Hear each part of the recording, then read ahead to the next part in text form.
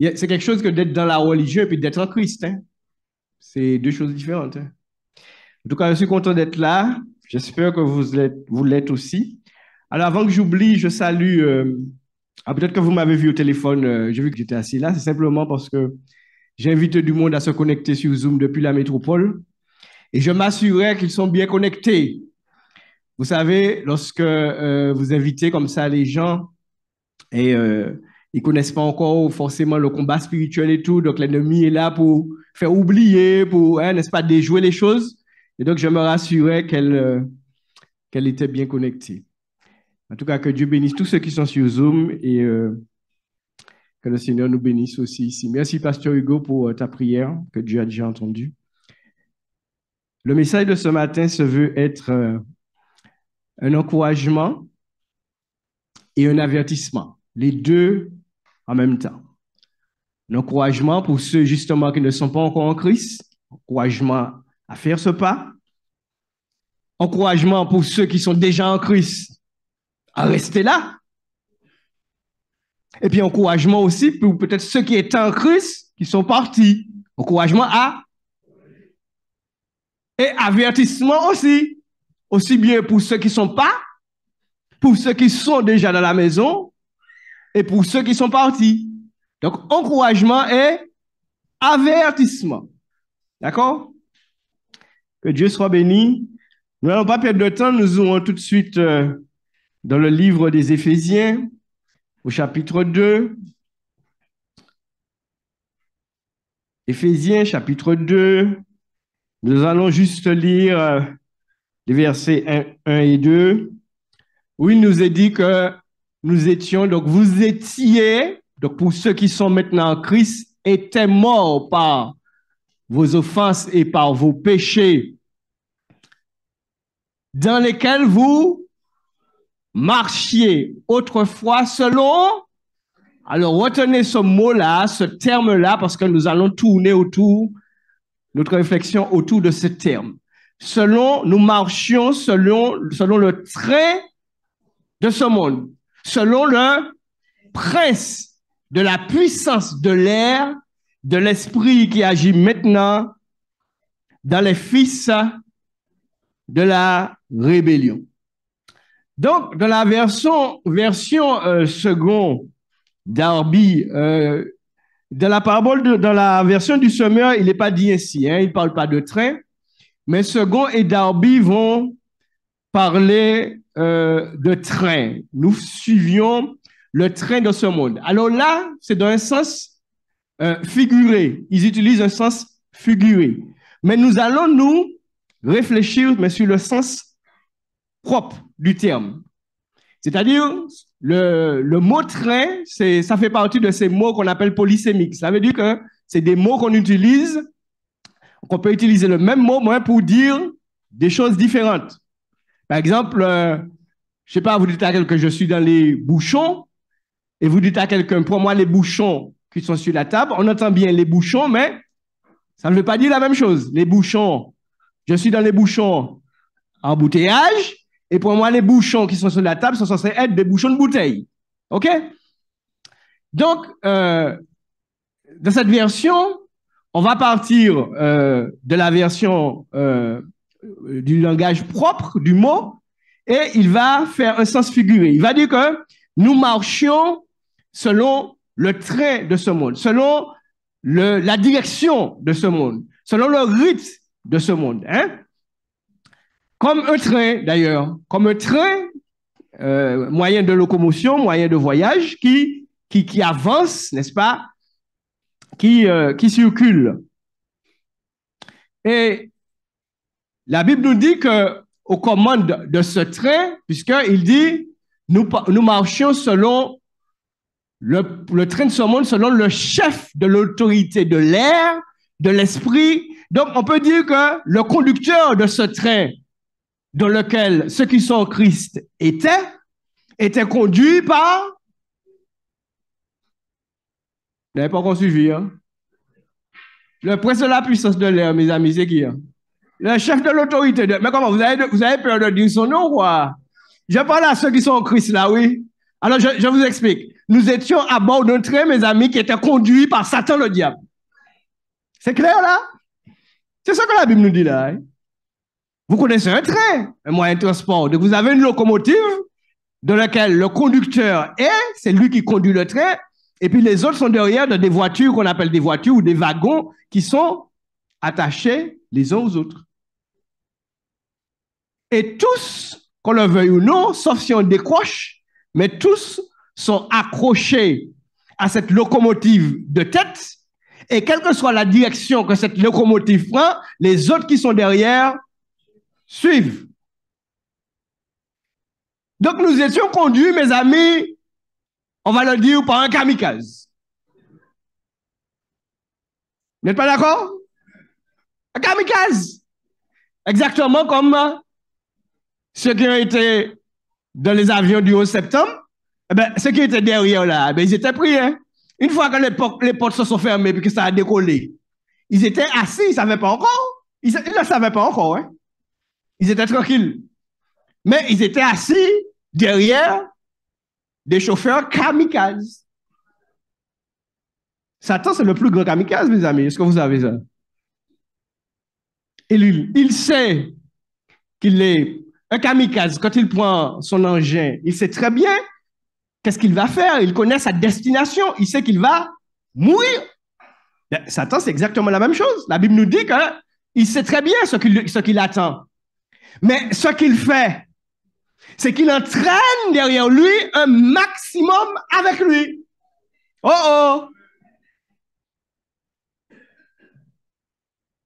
Béni soit Dieu pour tous ceux qui ne seront plus dans ce train.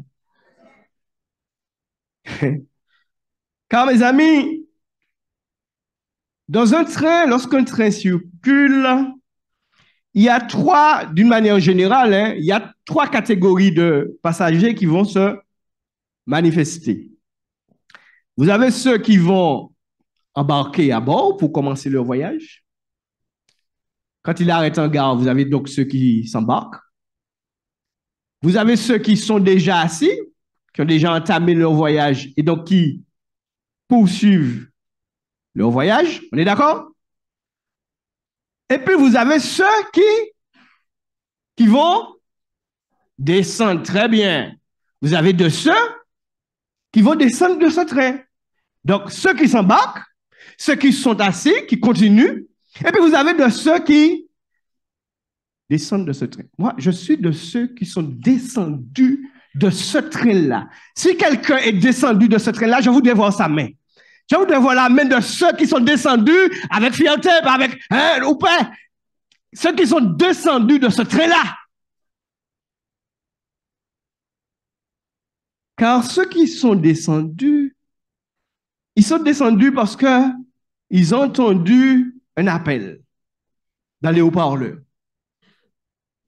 Ça m'a rappelé, en 2018, j'allais voir mon frère, je suis parti de Toulouse pour aller à Montpellier, donc en train. Et en cours de voyage, le train a ralenti, et puis tout le monde s'est demandé qu'est-ce qui se passe. Et il y a eu un appel dans les haut-parleurs du train. Pas à la gare, hein, le train même s'est arrêté en plein rail, là, il s'est arrêté. Et on a averti certains qu'à la prochaine station, à la prochaine gare, il faudrait qu'ils descendent pour prendre un autre moyen de transport. En l'occurrence, là, c'était un bus. Pourquoi? Parce que plus loin, donc moi, je n'étais pas concerné, mais plus loin, ceux qui voulaient aller plus loin, ils ne pouvaient pas parce qu'il y avait un obstacle sur la voie. Je ne me rappelle plus si c'était des intempéries ou un problème technique.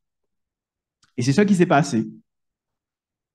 Donc, nous sommes de ceux, en tout cas, je suis de ceux qui sont descendus parce que j'ai entendu, Bertin, j'ai entendu, tu te rappelles quand je suis venu ici les premières fois, j'ai entendu un appel dans le haut-parleur. Et cet appel disait, attention, attention, la destination de ce train, c'est un trou béant, c'est un gouffre, c'est l'enfer éternel. C'est ça que j'ai entendu. Je ne sais pas si c'est toi qui as entendu. Toi qui es descendu, je ne sais pas si tu as entendu la même chose. J'ai entendu cet appel, mes amis, et soyez sûrs d'une chose, c'est que ce n'est pas le conducteur du train qui a fait l'appel. Hein. C'est surtout pas ce qu'il va te dire. Hein. Mais nous avons entendu cet appel venant de Dieu. La destination de cette... Attention, attention. La destination de ce train, c'est un trou béant. Nous sommes descendus.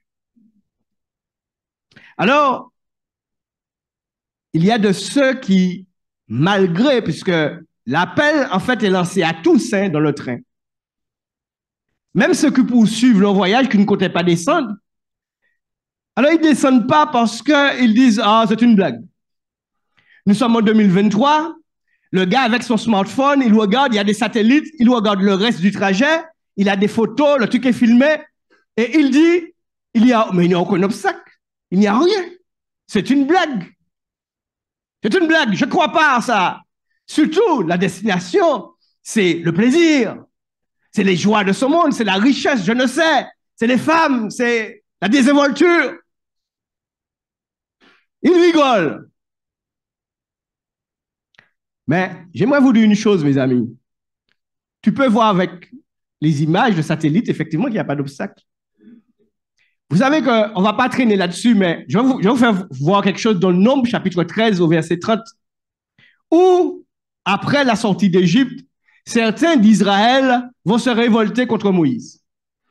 Et il y avait un qui avait péché, qui avait fait quelque chose que Dieu n'avait pas apprécié, et puis, à partir de cela, il y a eu des lois. Nombre, chapitre 16. Il y a eu des lois, etc., que Dieu a mis, mais c'est Dieu qui a mis ça par Moïse. Et vous avez messieurs Corée, il y avait Corée, ils étaient trois. J'oublie leur nom, mais ils étaient trois. Et des gens de renom hein, parmi le peuple. Et ils se sont révoltés contre Moïse. Ils ont dit à Moïse, nous sommes tous saints.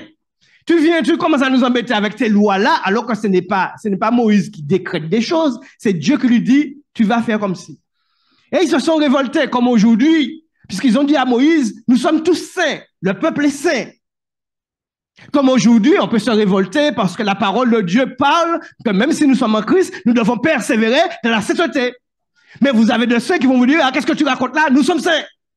Oui, nous sommes saints, on est d'accord. Mais tu es saint tant que tu demeures dans la sanctification, mon ami. Ah, aujourd'hui, certains ne veulent pas entendre ça. Donc, en fait, ce qu'on veut, on veut faire de l'ambiance, on veut louer, on veut donner l'apparence. Mais il faut persévérer dans la sainteté de Dieu. Oh, oh. Bref, ça c'est l'objet d'une méditation, mais je veux juste voir cette partie. Remonte un petit peu juste avant, verset 29 par exemple. Moïse va leur dire, et puis Dieu va parler à Moïse, et Dieu va parler à Moïse, Dieu va dire, il va faire quelque chose. Il va dire à Moïse déjà qu'il va s'éloigner, lui et Aaron de s'éloigner, parce qu'il va tuer ce peuple. Parce qu'avant ça, pratiquement tout le peuple murmurait. Et là, Moïse va dire, mais non, Dieu, tu ne vas pas faire ça. Alors, il va dire, à ce moment-là, il va dire à Moïse, bon ben, ok, pas tout le peuple, mais ce toi-là, avec leur famille et tout, je vais les exterminer. Et Moïse va les convoquer. Et Moïse va dire, si vous mourrez comme tous les hommes meurent, s'ils subissent le sort commun, ça veut dire s'ils meurent de maladie, etc., c'est que Dieu ne l'a pas envoyé vers eux. Continue. Mais il va leur dire, si l'Éternel fait une chose inouïe, si la terre ouvre sa bouche pour les engloutir avec tout ce qui leur appartient et qu'ils descendent vivants dans le séjour des morts, vous saurez alors que ces gens ont méprisé l'Éternel. On continue. Comme il achevait de prononcer, Moïse est en train de finir ses paroles. La terre qui était sous eux, donc ils sont sur la terre ferme. Ils ne sont pas sur de la glace mouvante. Ils sont sur de la terre ferme, ils sont de l'assurance, ils sont là. Moïse, à peine qu'il ait fini de parler, la terre va s'ouvrir. On continue. La terre va ouvrir sa bouche, va les engloutir, eux, leur maison, avec tous les gens de Corée et tous leurs biens. Continue. Ils descendirent vivants dans le séjour des morts, eux et tout ce qui leur appartient. On parle d'Israélites là. On parle d'Israélites, on parle de Juifs qui étaient avec Moïse. Tout ce qui leur appartenait, la terre les recouvrit et ils disparurent au milieu l'Assemblée. Donc, pour celui qui dit que c'est de la blague, oui, tu peux regarder, il n'y a rien là. Mais ça vient. Donc, personnellement, et beaucoup de ceux qui sont ici sont descendus de ce train. Et on est descendu de ce train, on s'est laissé convaincre par ce message. Et quand on est descendu de ce train, mes amis, comme je vous disais tout à l'heure là, de ce qui m'était arrivé là-bas, il a fallu que des gens descendent du train pour prendre un autre moyen de transport. Et c'est ce que nous avons fait. Nous sommes descendus du train, de ce train-là, pour prendre un autre moyen de transport. Parce que nous avons compris que nous ne voulons pas descendre dans un gouffre, mais au contraire, nous voulons monter. Quelqu'un est là avec moi. Parce que bien que nous chantons, c'est une métaphore, nous attendons le train de la nouvelle cité. Bon, c'est une manière de dire les choses. Mais il y a une chose qu'un train, en tout cas un train terrestre, un train construit par l'homme, il y a une chose qu'il ne peut pas faire, ce train-là. Il peut aller tout droit, il peut prendre une petite côte peut-être, mais il ne peut pas monter comme ça. Oh oh, est-ce qu'un train peut faire ça? Il ne peut pas faire ça. Et puis, nous savons la destination de ce train. Donc, nous sommes descendus de ce train. Et à ce moment-là, nous avons été guidés vers un autre moyen de transport. Qui peut me dire, alors ce matin, ce qu'on fait, on fait une analogie entre des choses terrestres et des choses célestes. Hein. Donc, accrochez-vous, j'ai vu que Georges n'est pas là. Vous devriez d'ailleurs enregistrer ce message parce que personnellement, Dieu m'a enrichi beaucoup. Donc, je vous conseille de faire la même chose. Vous pouvez mettre votre haut-parleur, votre téléphone et puis m'enregistrer. C'est très, très riche. Dieu m'a fait beaucoup de bien au travers de ce message que je partage avec vous. À votre avis, quel est ce autre moyen de transport que nous avons pris? Quelqu'un a dit avion, quelqu'un a dit Saint-Esprit. Restons sur le plan terrestre. Nous sommes descendus du train. Alors, Eric a dit fusée. Allons dans Acte 1, verset 9 à 11. Acte 1, verset 9 à 11. Donc, Jésus qui parle avec les disciples, le Seigneur. Et puis, la Bible nous dit que, après avoir parlé, dit ce qu'il avait, ce qui est avant, il va être élevé pendant qu'il le regarde. Et une nuée le déroba à leurs yeux. Ça vous fait penser à quoi? Mais Eric, tu parles pas, mais c'est même le bon moment, Eric, pour dire une fusée. Ça fait penser à une fusée, mes amis. C'est-à-dire qu'ils étaient là avec le Seigneur. Le Seigneur n'a pas disparu comme ça. Ils ont vu le Seigneur qui décolle devant eux. Jusqu'à ce qu'ils ont regardé. Et à un moment donné, c'est le nuage qui a couvert Jésus et ils n'ont plus vu Jésus. Exactement comme une fusée terrestre. Sauf qu'il n'y avait pas de flamme, tout ça. Le Seigneur n'a pas besoin de ça. Alléluia. Et vous savez quoi, mes amis? Pour prendre une fusée terrestre, donc nous partons du principe que nous sommes descendus de ce train. Nous sommes descendus de ce train pour prendre une fusée. Mais, vous savez, on ne prend pas une fusée, bien qu'il y ait certains comme M. Elon Musk qui essaient de vulgariser, qui essaient de rendre le voyage dans l'espace banal. Mais ça ne sera jamais banal. Parce que l'homme n'est pas fait pour monter tel qu'il est là-haut. C'est pour ça que lorsqu'ils montent, ils ont un tas de combinaisons et tout. Et surtout, on ne fait pas un voyage dans une fusée pour aller dans l'espace comme on fait un voyage pour prendre un train.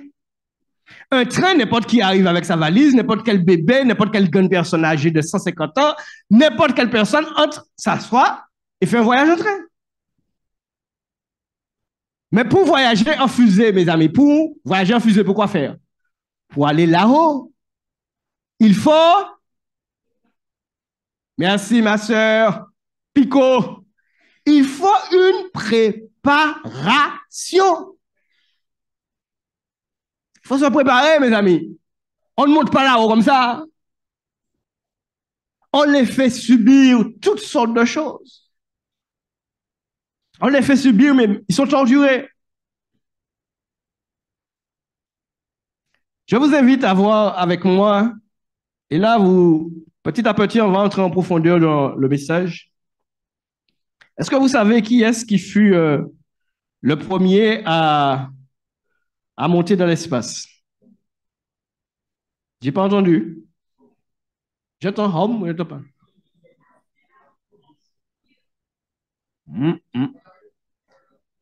T'as dit quoi, Eric? Gagarin. Yuri Gagarin. Alors, on va parler un peu de ce gars. Vous allez me dire, mais qu'est-ce qu'il vient chercher, Joël? On est dans une étude biblique, on parle de la Bible. Tu viens nous parler de scientifique, de gars qui est monté. Reste calme. Tu vas tirer enseignement, t'inquiète. Gagarine, bien-aimé, fut effectivement le premier homme qui monta dans l'espace. En tout cas, qui a quitté la Terre et qui a orbité, donc tourné, il a tourné autour de la Terre, dans une capsule, voilà. Alors, ce qui m'a intrigué, petit à petit, Dieu m'a conduit. Souvent, moi, je ne comprends pas comment Dieu veut conduire le message, mais j'ai des pensées, j'ai des inspirations qui me viennent et je me laisse guider. Je ne connaissais pas, j'ai entendu parler de Gagarine comme tout le monde. Comme, avant que j'étudie ça, j'aurais dit comme certains qui ont dit c'est Armstrong qui est monté le premier, voilà. Et en étudiant ce gars, mes bien-aimés, Dieu m'a montré beaucoup de choses. Alors, je vous dis tout de suite, je ne suis pas en train de le présenter comme un gars modèle, parfait, etc. C'est pas du tout. Et j'ai fait beaucoup de recherches sur lui parce que les premières informations que j'ai eues le montraient comme un gars exemplaire et tout, sans défaut. Et j'ai fini par trouver une vidéo qui nuance un peu. Mais, on va voir les qualités que cet homme avait pour être le premier à monter dans l'espace. Déjà, pour commencer, il a été sélectionné pour monter là-haut. Ne monte pas là-haut qui veut et comme il veut. On va le voir. Il a été... Alors, il y a plusieurs chiffres. Hein. Vous savez, quand c'est comme ça, il y a des journalistes, il y a des enquêteurs qui mettent ci, qui mettent ça, donc il faut trouver l'équilibre. Mais il a été choisi, d'après ce que j'ai compris, il y en a qui disent entre 3460, pas 3460 personnes, hein, pilotes, 3460 pilotes. Et il y en a d'autres qui disent 2000, mais même si ça serait 500. Alors c'est entre 2000 et 2000 et 3460 pilotes. C'est lui qui a été retenu. Alors on va voir. Alors, montre sa photo, c'est une photo qui est publique, hein, vous pouvez trouver sur le net. Donc, voici le bonhomme. Donc, vous le voyez là, mais figurez-vous d'une chose, premièrement. Là, je vais m'adresser à toi, Hugo. À votre avis, combien il mesurait? Tu as dit 2 mètres. OK. Qui dit mieux? J'entends 58. Alors, tu as 57 et 58. Il ne mesurait pas 1,60 m. C'est intéressant. Parce que ça a joué dans sa sélection. Ça te fait penser à quoi? La Bible? Oui, la Bible, mais quoi? À un moment donné, les disciples vont chercher à savoir lequel sera le plus grand là-haut. Et Jésus a pris un petit enfant. Il leur a dit, si vous ne changez pas pour être comme ce petit enfant, vous n'entrerez pas là.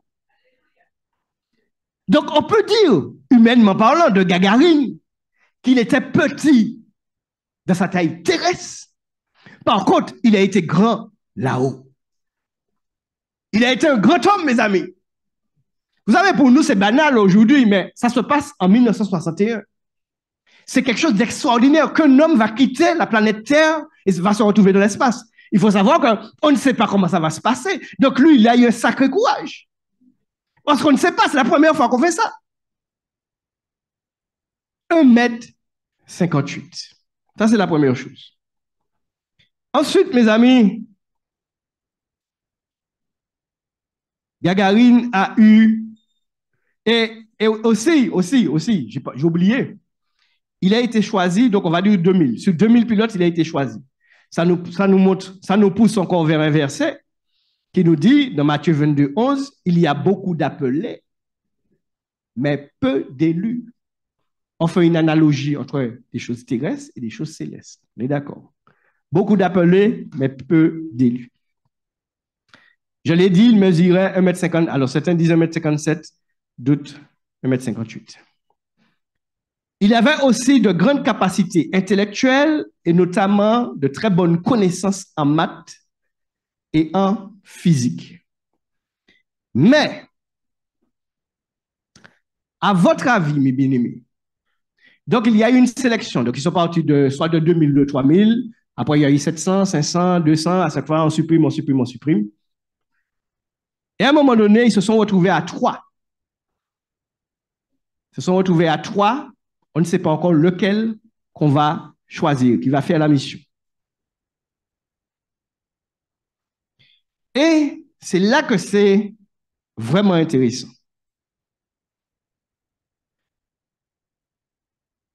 Il faut savoir que, regardez le visage de cet homme. Donc déjà, beaucoup avaient un préjugé sur lui. Parce que c'est un gars, le plus souvent, c'est comme ça qu'il était. Souriant, presque niais. Si bien que beaucoup faisaient déjà une croix sur lui. Là. Après, c'est mission, et puis il disait toujours carré, il disait toujours. Pourquoi? Parce que c'était un gars qui était naturellement proche des gens. Il aimait les gens. Je ne suis pas en train de dire que c'est un beau chrétien, c'est ça. Je n'en sais rien. Dieu seul sait où il est maintenant. Mais je prends le bon. Il était proche des gens. Et ça vient notamment d'une chose, c'est sa condition humble. Pourquoi? Parce que ses parents étaient fermiers, comparativement aux autres. Alors, sa mère était fermière, son papa aussi, et à côté, son papa était charpentier. Donc, on ne peut pas dire le plus grand ingénieur. Comparativement à... Alors, Alors, j'ai pris des notes que je vais vous lire. Gagarine était le parfait jeune homme simple, affable, accueillant, aimable. Talentueux, qui a su percer grâce à son engagement et sa positivité.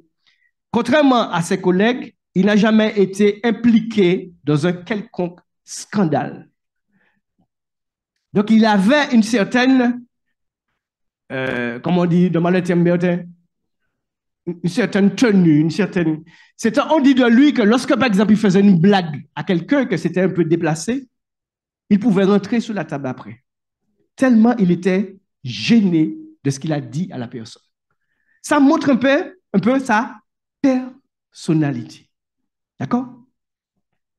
Un médecin de l'armée de l'air qui a participé à sa sélection va dire de lui, parce qu'il faut comprendre que quand c'est comme ça, vous êtes sélectionné non seulement pour votre physique, mais vous êtes évalué psychologiquement.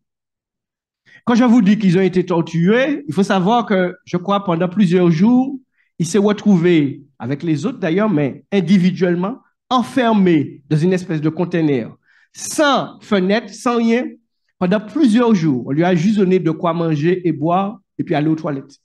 Et vous n'avez aucune notion de l'heure, vous n'avez aucune notion du temps, et vous êtes éprouvé comme ça pendant combien de jours pour savoir comment vous allez tenir, vous allez résister psychologiquement. Beaucoup n'ont pas pu passer ce test-là. Oh oh! Est-ce que vous savez que pour aller au ciel auprès de Dieu, il faut être résistant psychologiquement? Cela veut dire qu'il faut résister au diable? Il faut être fort? Il faut pleurer de temps en temps. Je l'accorde, de temps en temps pleurer au pied de son Dieu, mais après, pour se relever. Quand tu pleures, pas mais quand tu pleures avec foi au pied de ton Dieu, que tu sais qu'il t'entend, le lendemain matin, il te relève. Tu reprends force, tu reprends courage. Ouh. Je vous ai dit, c'est avertissement et encouragement. Prenez, mes bien-aimés, recevez. Donc, j'ai dit, il était embarrassé lorsque son humour avait fait tenir des propos déplacés. Il était persévérant et se préparait de manière assidue à ses activités et exercices d'entraînement. Il était assidu. Assidu. Nos activités d'entraînement, c'est quoi, mes bien-aimés? C'est ce que nous faisons ce matin, mais pas seulement. C'est la prière. C'est ça nos activités d'entraînement. C'est de chercher Dieu, c'est de persévérer là-dedans, c'est d'aller dans la Bible et de chercher Dieu encore et encore et encore. On persévère.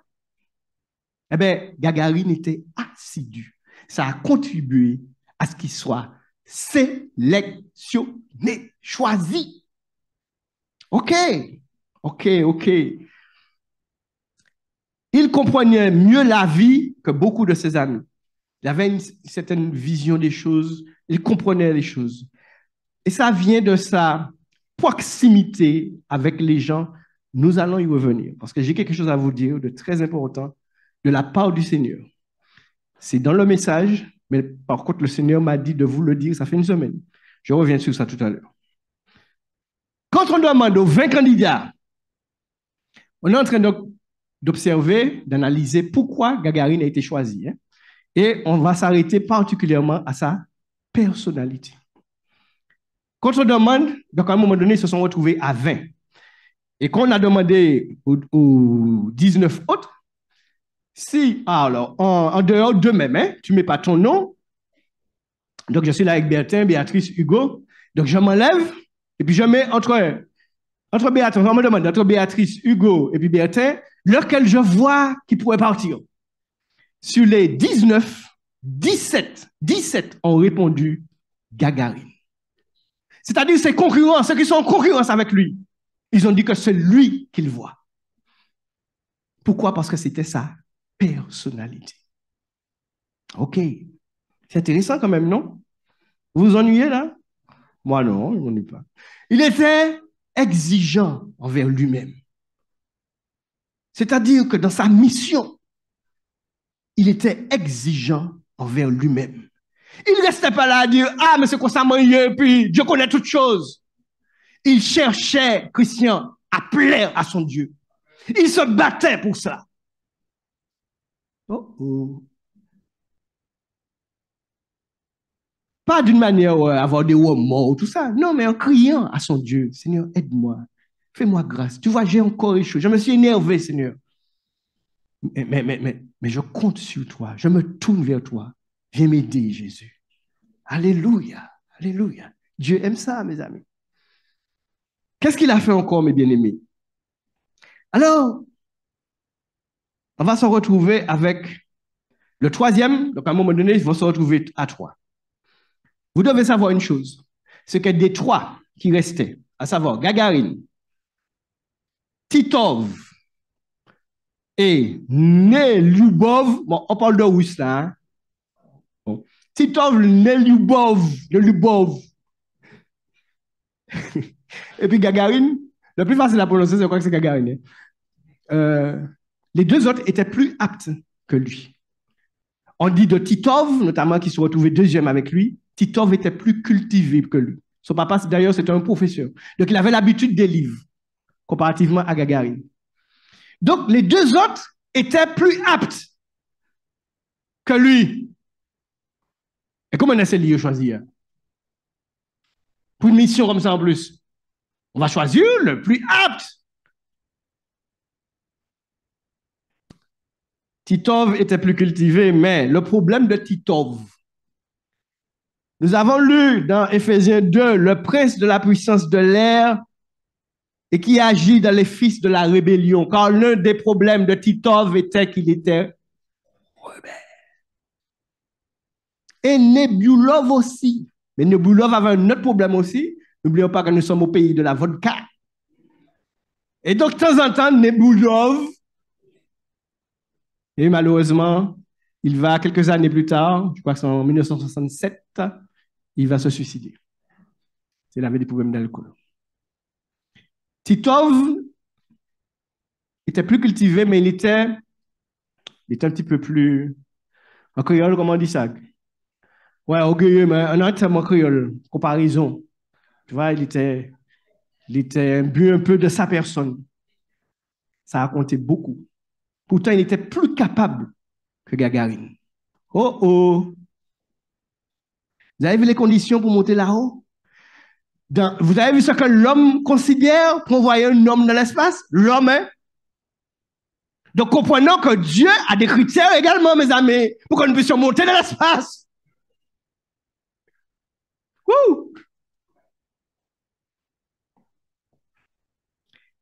Gagarine était très apprécié par Korolev. Alors, Korolev était le chef. C'est lui qui a mis, c'est un ingénieur extraordinaire, brillant. On n'a pas beaucoup parlé de cet homme.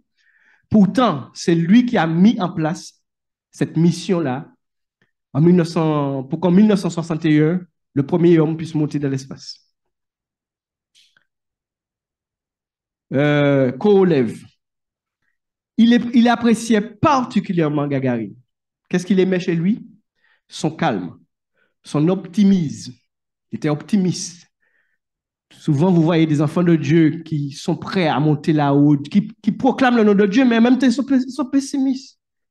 Comme s'ils servent un petit Dieu. Tu dois être optimiste avec le Dieu que tu sers. Encore une fois, je ne suis pas là pour t'accuser. Peut-être que des personnes parmi nous là sont éprouvées, sont des difficultés. Mais sois optimiste parce que tu ne sers pas n'importe qui. Oh, peut-être que tu ne réalises pas qui est-ce que tu sers. Alors, ça doit être ça le problème. Mais que Dieu t'éclaire pour te montrer qui il est. Oh, alléluia. Nous devons être fiers de notre Dieu. Moi, je suis fier de Jésus. Je suis fier de Jésus. Je n'ai pas honte de dire, je suis croyant, monsieur, je crois en Jésus. Tu en penses ce que tu veux pour moi pour un idiot. Tu peux me prendre pour un idiot. Le problème, c'est quoi? Je vous ai dit que les autres étaient sur la terre ferme là, et puis ils écoutent Moïse. Dieu a dit à Moïse, commence par t'éloigner. Éloigne-toi, parce qu'il y a quelque chose qui va se faire.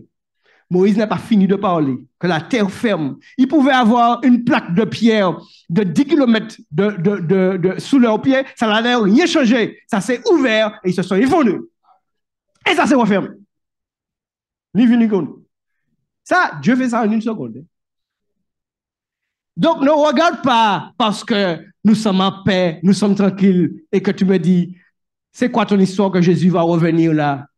C'est quoi? Tu sors d'où? De quelle planète? Je te dis que Jésus a dit de la même façon, je te dis qu'il est parti là. Il a dit qu'il va préparer une place pour tous ceux qui l'attendent et il reviendra les chercher. Nous disons Amen parce que c'est vrai. Alors prends-moi pour demain si tu veux. Mais c'est pas un problème ça. Ça va se faire. Ça va se faire. Korolev aimait Gagarine parce qu'il était plein de bon esprit. Il rayonnait comme le soleil. Sa personnalité aimable et modeste a charmé le monde. Mais, alors, on ne parle pas trop de ça, mais il faut savoir que lorsqu'il est monté là-haut, c'est pour vous donner une image un petit peu plus sombre du personnage. On ne parle pas de chrétien là qui a rencontré Jésus. Hein? Bon. Alors, qui a été transformé par Jésus.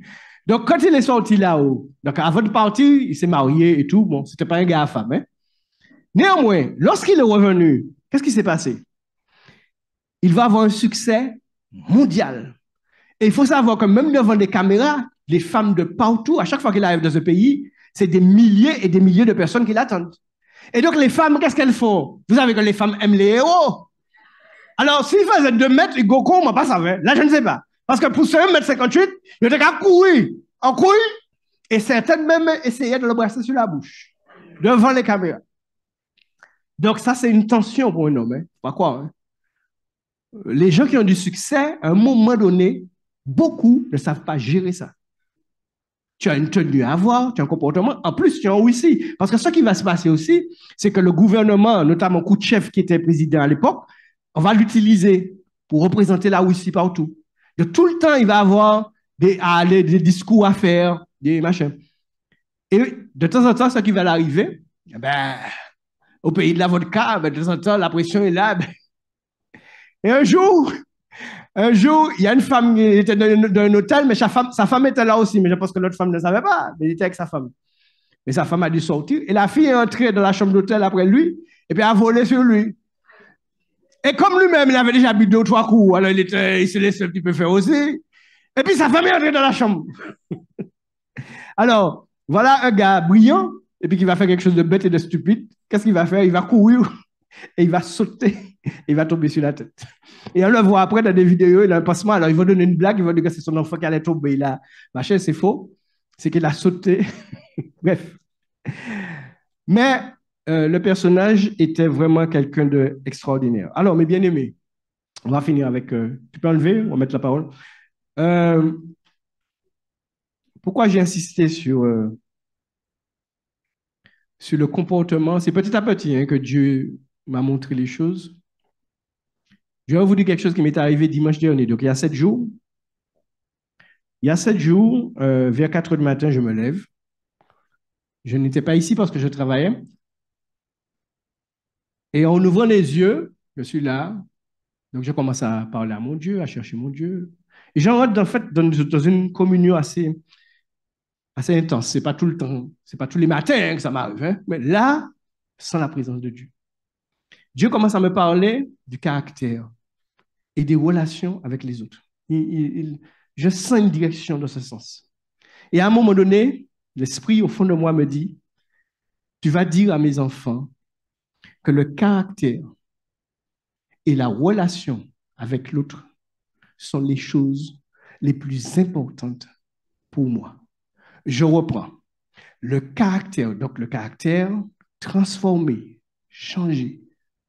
Le caractère et la relation avec les autres, que ce soit tes frères et sœurs en Christ ou tes collègues de travail qui ne connaissent pas Dieu ou ta famille, sont les choses les plus importantes pour moi. OK? Je suis sûr que Dieu m'a parlé. Alors, quand ça se fait, vous savez ce que je fais?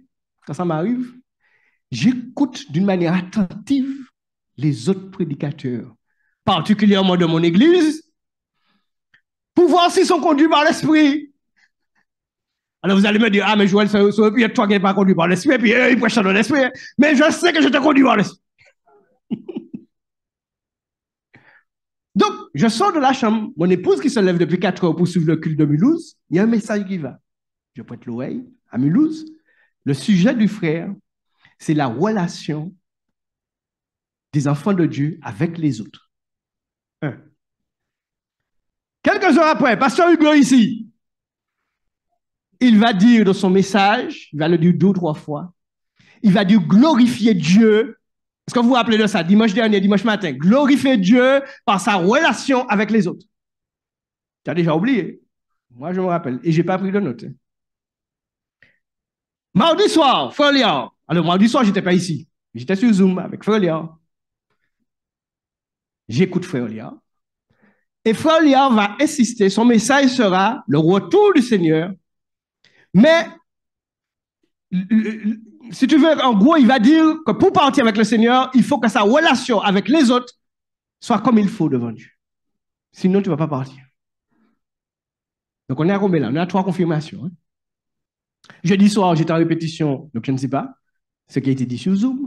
Mais vendredi soir, le Hugo, vendredi soir, tu étais en plein là-dedans. Là, tu étais conduit par l'esprit. Parce que Pasteur Hugo, pour parler de la famille, il va prendre le cas particulier de Caïn. Et donc, il va insister avec nous sur le caractère, sur le comportement intérieur, sur la personne de Caïn, qui va le conduire à ce qu'il a fait là. C'est pas fini. C'est pas fini, hein? Ça, il en sort, frère Léa. Oui, frère Léa encore. Deux pour frère Léa, deux pour frère Léa. Alors, il en sort, frère Léa, ils Zoom, mais ils ne savent pas que c'est Zoom, mais je les écoute. Je les écoute. Je les écoute attentivement. Les femmes, mon épouse, je dis, elle ne sait pas pourquoi elle est là, mais j'ai besoin d'écouter. Et frère Léa, on va parler. Comment tu vas dire ça, frère Léa? J'ai oublié. Non, mais c'est dans le même sens. Il a parlé du caractère de Christ en nous. C'est bien ça, frère, là? Il a parlé de ça. C'était pas un petit truc, 10 minutes, un quart d'heure, il a prêché. C'est pas une grande étude. Mais il va essayer de nous faire comprendre qu'il faut qu'intérieurement, nous soyons changés, nous soyons transformés. Ce que le Seigneur m'a dit aussi, mes bien-aimés, c'est que je voudrais que vous réfléchissiez là-dessus vraiment, vraiment, vraiment, vraiment. Je crois que des fois, on se trompe. Dans ce sens où les choses sont beaucoup plus simples que nous le croyons, que nous le pensons. Vous avez vu ce problème de comportemental qu'on a des fois. Ce problème où entre nous-mêmes, frères et sœurs, où cet amour n'est pas vraiment, il n'est pas vrai. Où on est là, mais c'est pas, on parle sur Joël. Je prends un exemple comme ça, je suis tranquille, hein, je prends l'exemple sur moi. Ah, frère, ce frère-là, mais bien aimé, vous savez quoi? Vous savez ce que ça fait? Ça bloque. Alors, on prie, il faut prier. On jeûne, il faut jeûner. On enseigne, il faut enseigner. Mais pourtant, notre manière de penser, notre manière de juger, de condamner, de parler, ça bloque beaucoup de bénédictions dans l'Église et dans nos vies personnelles. Vous n'avez pas une idée. Parce que la transformation du caractère de l'être intérieur et la relation avec l'autre, quel qu'il soit, est capitale pour Dieu. Donc, je ne sais pas quel problème que tu as avec qui. Mais ce que je peux te dire, mon ami, mon frère, ma soeur, rentre en toi, vois avec le Seigneur. Si tu as quelqu'un dans ton cœur que tu portes, tu as un problème avec quelqu'un, commence par demander à Dieu de venir t'aider.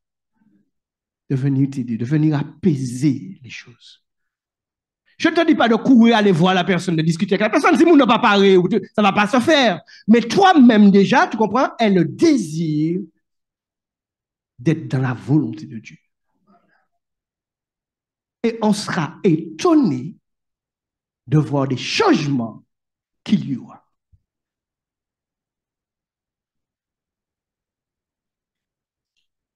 Amen. Je termine. Alors maintenant, je m'adresse à ceux qui ont arrêté l'entraînement pour monter là-haut, puisque j'ai dit qu'il y a un entraînement. Et dans cet entraînement-là, ben, si vous avez le temps plus tard, allez regarder des vidéos comment on entraîne les gens qui doivent monter là-haut. Il y a ce qu'on appelle la centrifugeuse, par exemple. La centrifugeuse, vous savez ce que c'est? Il y a une espèce de bras, et puis tu es au bout là. C'est un grand truc, hein? Puis il y a une masse au milieu, puis il y a une espèce de moteur. Et puis ben là, quand on ça, et puis ben là, quand on tourne, on ça. Tu es malmené. Tu es ballotté. Mais t'inquiète pas, les gens qui sont derrière la machine, ils veillent à ce que tu ne meurs pas. Tu peux avoir un petit évanouissement, mais c'est pas ça quelque chose. Et à partir de là, selon ta résistance,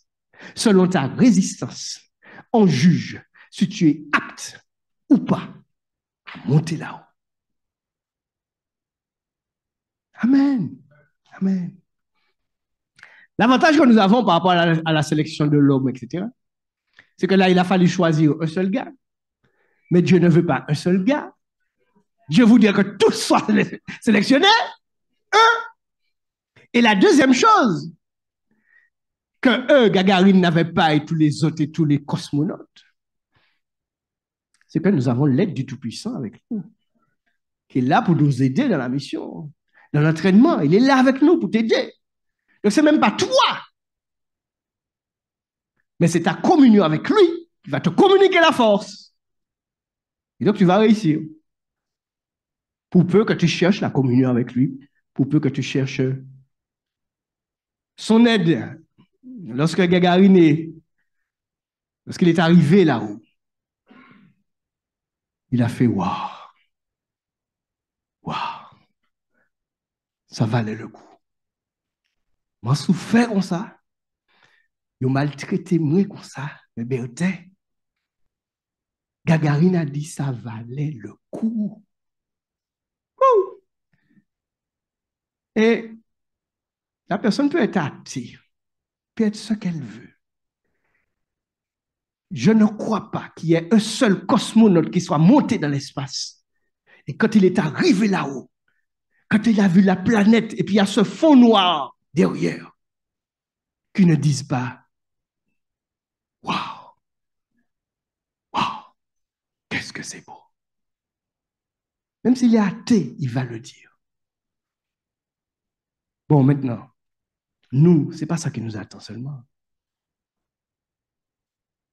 C'est pas waouh seulement, on va dire. On va se mettre à l'adorer comme jamais. On va se mettre à le bénir comme jamais. Dieu, que tu es grand, Dieu. Dieu, que tu es bon. Ah, c'est ce que tu avais en réserve pour moi, Seigneur. Je prie, mon Dieu, pour celui qui se croit abandonné des fois. Pour celui qui, mon Dieu, dans la préparation, se sent abandonné, se sent seul, qui dit que c'est trop dur, c'est trop dur. Mais ce matin, tu rappelles à tout à chacun, je suis là avec toi. Je suis à tes côtés dans l'entraînement. Vois, j'ai donné à mon serviteur ma parole pour te soutenir. Je suis avec toi. Alors aie le désir, porte le désir dans ton cœur de me plaire, de me ressembler. Aie le désir que je accepte que je te transforme. Laisse-toi transformer par moi. Car j'ai dit, si tu ne changes comme ce petit enfant, tu n'entreras pas là-haut. Nous avons vu que Gagarine avait une taille d'enfant, même pas 1,60 m. Mais il fut grand là-haut.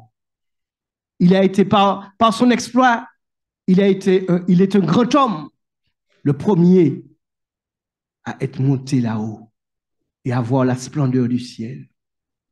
Seigneur, bien plus que Gagarine, nous avons à voir ta gloire éternelle. Alléluia. Je suis allé vous préparer une place. Et quand je me serai allé, que je vous aurai préparé une place, je reviendrai et je vous prendrai avec moi, afin que là où je suis, vous y soyez aussi. Seigneur, que ta parole s'accomplisse dans nos vies, au nom de Jésus. Amen. Donnons gloire à Jésus, mes bien-aimés. Bénissons son